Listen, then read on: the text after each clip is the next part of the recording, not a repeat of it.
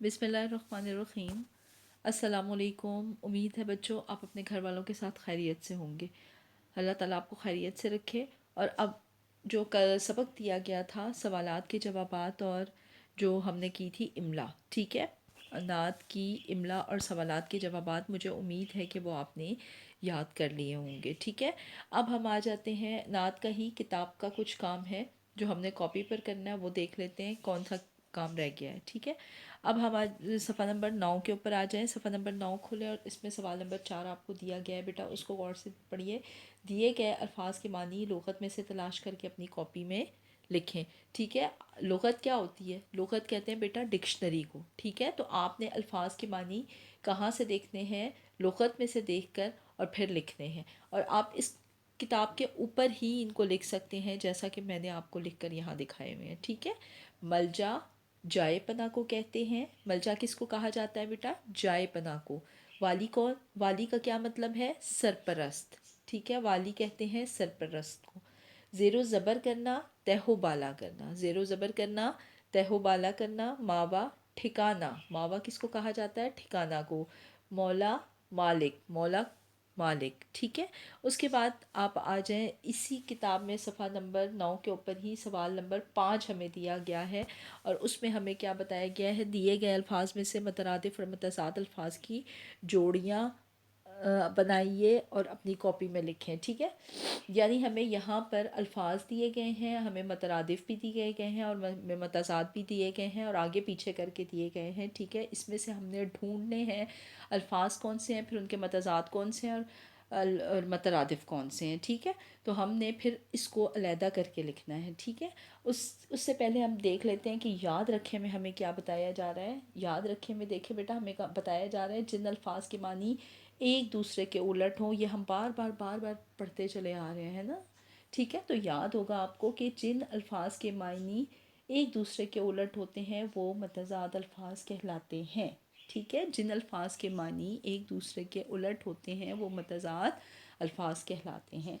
जिन अल्फाज के मायनी एक होते हैं, ठीक है, जिन अल्फाज के मायनी एक होते हैं वो हम मायनी या मुतरादिफ अल्फाज कहलाते हैं। ठीक है, तो मुतज़ाद क्या हो गए? उलट। और हम मायनी अल्फाज जो हैं वो क्या हो गए? मुतरादिफ अल्फाज। ठीक है, ये फ़र्क है मुतज़ाद और मुतरादिफ में। अब हम आ जाते हैं कि हमने आपने जो शीट पर लिखना होगा, जो काम करना होगा, वो आप अल्फाज और मुतरादिफ को और अल्फाज और मुतज़ाद को अलग-अलग कैसे करेंगे उसको हम देख लेते हैं। ठीक है, अब यहाँ पर है हमें अल्फाज दिए गए हैं। पीछे बेटा भी जो अभी मैंने आपको किताब के ऊपर बता रही थी, समझा रही थी, उसमें हमें देखें सुस्त, आगे दिया है हयात, नकली, तर, ज़िंदगी, ज़रख़ेज़, हसीन, तरकारी, सब्ज़ी, बंजर, एहतराम, खूबसूरत, चुस्त, इज़्ज़त, असली, खुश्क। इसमें से अब हमारा काम है कि हमने ढूंढना है अल्फाज और मुतरादिफ और मुतज़ाद को अलहदा करना है। ठीक है, अब हम देख लेते हैं क्या है यहाँ पर। देखिए, जो अब आपने शीट्स पर उतारना है, काम लिखना है, उसमें आप पहले अल्फाज लिखेंगे, फिर साथ मुतज़ाद लिखेंगे। ठीक है, अल्फाज, मुतज़ाद और फिर अल्फाज और फिर मुतरादिफ करेंगे। ठीक है, जैसे सुस्त है तो सुस्त का मुतज़ाद क्या होता है? चुस्त। सुस्त, चुस्त। असली, नकली, असली, नकली। खुश्क, तर, खुश्क, तर। बंजर, ज़रख़ेज़, बंजर, ज़रख़ेज़। अच्छा, ये तो हो गए हमारे मुतज़ाद। एक दो तीन चार, तीन चार जो थे वो इसमें मुतज़ाद अल्फाज थे। ठीक है, अब हम आ जाते हैं मुतरादिफ के ऊपर। मुतरादिफ का क्या मायनी मैंने आपको बताया था? हम मायनी अल्फाज जो है वो मुतरादिफ अल्फाज कहलाते हैं। ठीक है, अब सब्ज़ी, सब्ज़ी को क्या कहा जाता है? सब्ज़ी भी, सब्ज़ी का जो लफ्ज़ है इसको तरकारी भी कहा जाता है बेटा। ठीक है, मुतरादिफ इसका क्या है? तरकारी। क्या लफ्ज़ है? तरकारी। ज़िंदगी, इसको हयात भी कहते हैं, ज़िंदगी, हयात। एहतराम, इसका मुतरादिफ है इज़्ज़त। हसीन, इसका मुतरादिफ है खूबसूरत। यानी सब्ज़ी, तरकारी, ज़िंदगी, हयात, एहतराम, इज़्ज़त, हसीन, खूबसूरत। ठीक है बेटा, ये तो हो गए हमारे अल्फाज के मुतज़ाद और अल्फाज के मुतरादिफ। ठीक है, अल्फाज, मुतज़ाद और मुतरादिफ जो हमने अलग-अलग करके लिखने थे, ये हो गया हमारा काम। इसके बाद आ जाइए सवाल नंबर 7 के ऊपर। दिए गए अल्फाज के जुमले बनाइए। ठीक है, यहाँ पर हमें अल्फाज दिए गए हैं और हमें जुमले कहाँ बनाने हैं? पहले तो हमने जो बनाए थे वो حمد کے جو بنائے تھے وہ کتاب کے اوپر ہی انہوں نے کہا تھا کہ آپ جملے یہاں جگہ دی ہوئی تھی ہم نے بنائے تھے، لیکن یہاں پر ہمیں صرف الفاظ دیے گئے ہیں اور جملے ہم نے اپنی کاپی پر بنانے ہیں، ٹھیک ہے؟ دیے گئے الفاظ کے جملے بنائیے. یہ الفاظ سوال نمبر 5 بھی، سوال نمبر 7 بھی آپ جو ہے وہ شیٹس پر آپ نے کرنا ہے، اور سوال نمبر 4 بھی اگر شیٹس پر کرنا چاہتے ہیں بے شک کر لیں، اگر بک کے اوپر لکھنا چاہتے ہیں اوپر تو ادھر لکھ لیجئے، ٹھیک ہے؟ خطا کار نبی کریم صلی اللہ علیہ وآلہ وسلم خطا کار کو درگزر کرنے والے تھے. ہمیں غریبوں کی مدد کرنی چاہیے.